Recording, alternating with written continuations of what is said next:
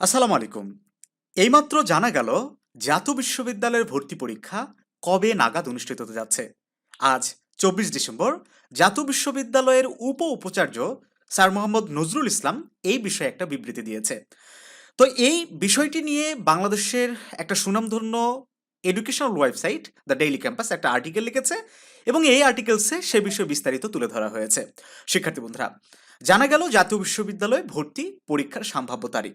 এখানে বলা হচ্ছে, সম্প্রতি জাতীয় বিশ্ববিদ্যালয়ের শিক্ষা ও ডিগ্রির মান উন্নয়নে আগামী ২০২৪-২৫ শিক্ষাবর্ষ থেকে ভর্তি পরীক্ষা গ্রহণের ঘোষণা দেওয়া হয়। অধিভুক্ত সব কলেজের স্নাতক সম্মান শ্রেণীতে ভর্তিতে বহু নির্বাচনী প্রশ্ন অর্থাৎ এমসিকিউ পদ্ধতিতে ভর্তি পরীক্ষা নেওয়ারও ঘোষণা দেয় কর্তৃপক্ষ।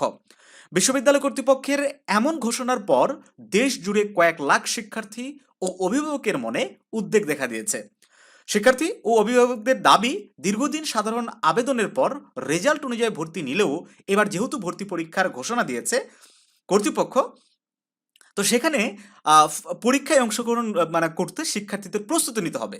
কিন্তু কর্তৃপক্ষ এখনো তারিখ ও পরীক্ষা পদ্ধতির বিষয়গুলো চূড়ান্ত না করায় তারা উদ্বিগ্ন।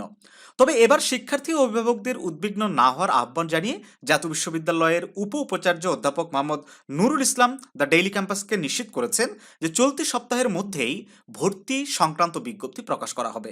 পদ্ধতি, কি কি বিষয় অন্তর্ভুক্ত হবে এবং কোনটাতে কত মার্কস থাকবে সেই বিষয়টা এখানে উল্লেখ থাকবে। তার মানে কি? এখানে আরো বেশ কিছু তথ্য দেওয়া আছে। তো এটা নিয়ে আমরা আর আলোচনা করব না। শুধুমাত্র কবে অনুষ্ঠিত হবে এটা একটু শোনো। যে মে মাসের ১ম সপ্তাহে জাতীয় বিশ্ববিদ্যালয়ের পরীক্ষা অনুষ্ঠিত হবে। তার মানে কি? একদম তোমরা নিশ্চিত হতে পারলে যে পরীক্ষা অবশ্যই হচ্ছে। এই যে এখনো পর্যন্ত তারা যারা সন্দেহের মধ্যে ছিল যে হবে কি হবে না, কিভাবে কি করব, তারা তো একদম ক্লারিটি পেয়ে গেলে না? সো এখন সবকিছু বাদ দিয়ে জাস্ট প্রস্তুতি নেওয়া শুরু করো। না হলে কিন্তু অনার্সে কোনোভাবেই তুমি চান্স পাবে না। ভালো কলেজ তো অনেক দূরের বিষয়। সো ভালো কলেজে এবং ভালো সাবজেক্টে চান্স পেতে গেলে অবশ্যই তোমার একটা ভালো প্রস্তুতি দরকার। আমরা নিয়মিতভাবে বিভিন্ন প্রস্তুতিমূলক ভিডিও কিন্তু আমাদের এই ইউটিউব চ্যানেলে আপলোড দিচ্ছি। সেগুলো পাওয়ার জন্য আমাদের চ্যানেলটি সাবস্ক্রাইব করে সাথে থাকো। সেক্ষেত্রে বন্ধুরা, সেই সাথে আরও একটি তথ্য এখানে তোমাদের জানিয়ে দেই যে পরীক্ষাগুলো কিন্তু জেলা শহরগুলোতে অনুষ্ঠিত হবে। ৬৪ জেলার পরীক্ষার্থীরা তাদের নিজেদের জেলায় পরীক্ষা দিতে পারবে একযোগে।